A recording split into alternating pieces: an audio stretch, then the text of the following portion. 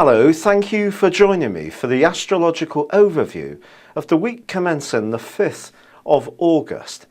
This week begins with the passion player, Mars, in a tense right angle with Uranus, the planet of freedom. What this throws up for all of us, really, is the potential for tension. If you think about it, Mars likes to be the main man, the main woman. It likes to be in charge. It's going to be direct and it's going to take the initiative. But Uranus can also be act now, ask questions later type of influence too. You put the two together and what it can do is absolutely frazzle us. And of course it depends on the unique positions it's occupying in your horoscope, your solar horoscope, from the view of the houses. Now, for example, if you're in Aries, this is going to be influencing the 1st and 4th houses. If you're a Virgo, it's going to be the 11th and 8th houses. And you need to watch your individual weekly videos to get the inside track for your zodiac sign. But this certainly can provide a certain amount of tension. But there's also an angle this week where Uranus is a force for good because it's forging with a wonderful Leo new moon.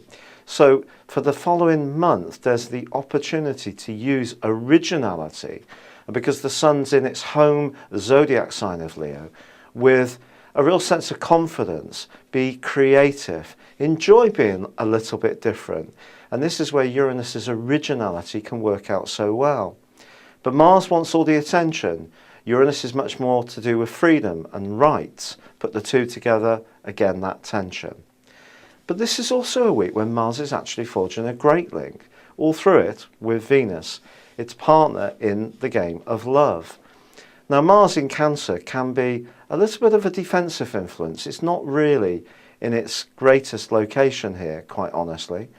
And what we're getting here is the potential with Venus in Virgo to be more dutiful in terms of loving. It's not necessarily quite so glamorous. It's more about doing the right kind of things, being thoughtful, solid, making sure you turn up on time if there is any romantic movement in your world. But it's still nonetheless a very enabling sextile, so good stuff. There is, however, this T-square between Jupiter, Pluto and Uranus. Uranus here, again, is an agent provocateur. It's not so good. What it's basically saying in this particular influence is that Jupiter wants us to be homely, it wants us to expand. Pluto's about power, but Jupiter in this location can see us get ahead of ourselves, exaggerate our abilities or our needs. And Uranus can be there rocking the boat because it can see us do things without thinking things through. So if you do get any major impulses this week, the key is to slow it down. Think about it. Think about what the ramifications will be, because Pluto is the karma planet. So whatever you do in a rush, you're going to pay the price through Pluto ultimately. Now, this is also a week when Mercury finally moves into a new home of Leo. It's been going through for an extended period, Cancer, and that's of course because of the retrograde.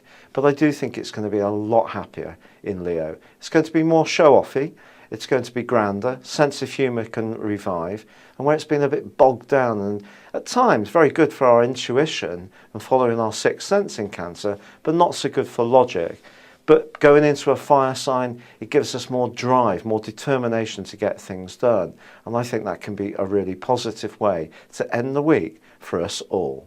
Thank you for joining me, and goodbye.